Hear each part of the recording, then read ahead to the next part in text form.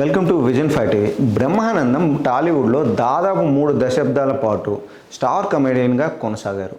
ఆయన స్టార్ హీరోల సినిమాలకు మోస్ట్ వాంటెడ్ కమెడియన్గా సమయంలో నిలిచారు. ఆయన డేట్ల కోసం ఎంతోమంది స్టార్ హీరోలు వెయిట్ చేసిన సందర్భాలు చాలానే ఉన్నాయి. అలాంటి బ్రహ్మానందం గత కొంతకాలంగా పెద్దగా సినిమాల్లో కనిపించడం లేదు. ముఖ్యంగా కామెడీ రోల్స్ విషయంలో చాలా సెలెక్టెడ్గా ఉంటున్నారు బ్రహ్మానందం. ఇప్పుడు చేస్తున్న సినిమాల్లో కామెడీ కంటే సీరియస్నెస్ ఎక్కువ ఉంటుంది. అంతేకాకుండా నటన స్కోప్ ఉన్న పాత్రలు ఎక్కువగా చేస్తున్నారు. ఆ మధ్య కృష్ణవంశీ దర్శకత్వంలో వచ్చిన రంగమార్తండ సినిమాలో రంగస్థల నటుడుగా నటించి మెప్పించారు. ఎమోషనల్ సన్నివేశాల్లో బ్రహ్మానందం అభిమానులు విమర్శలను సైతం ఫిదా అయ్యారు.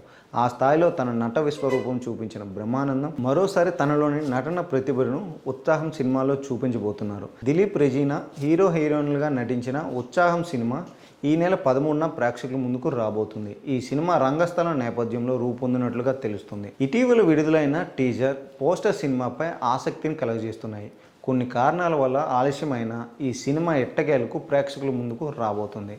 కాన్సెప్ట్ ఓరియంటెడ్గా మూవీగా ఈ సినిమా ప్రేక్షకుల ముందుకు తీసుకురాబోతున్న మేకర్స్ చెప్పుకొచ్చారు.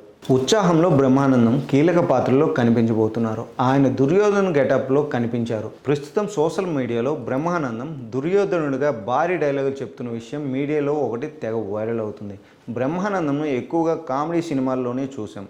ఆయన్ని చిత్ర విచిత్రమైన హావభావాలతో నవ్వించడం కోసమే దర్శకుడు ప్రయత్నించారు. ఆయనలో ఉన్న గొప్ప నటుడిని చాలామంది దర్శకులను పట్టించుకోలేదు. గతంలో బాబాయ్ హోటల్ సినిమాలో కామెడీతో పాటు ఎమోషన్స్ను పండించారు. ఆ తరువాత ఎక్కువ నటించేందుకు స్కోప్ దక్కలేదు. ఇప్పుడు ఉత్సాహం సినిమాలో బ్రహ్మానందంకి చక్కని అవకాశం దక్కింది.